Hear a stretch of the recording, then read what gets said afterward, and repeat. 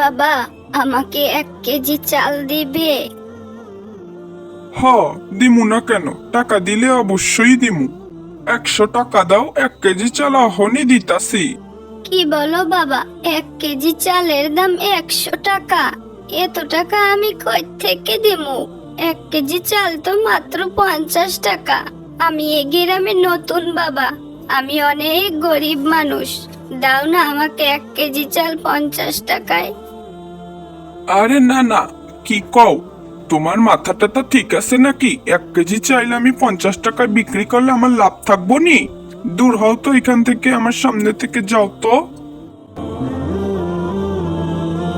বাবা, আমারে 1 কেজি চাল দিবা? হ্যাঁ চাচি আম্মা, দেব না কেন? অবশ্যই দেব। তা কত করে কেজি রাখবানে বাবা আমার কাছে? আমার কাছে কিন্তু বেশি টাকা নেই বাবা।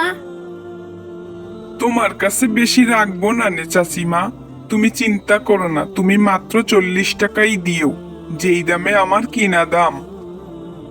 কি বলছো বাবা? ওই দোকানদার যে আমার কাছে 100 টাকা চাইলো, আর তুমি মাত্র 40 টাকা রাখবে? হ্যাঁ চাচিমা, তোমার কাছ থেকে আমি না হয় একটু লাভ কমই রাখলাম।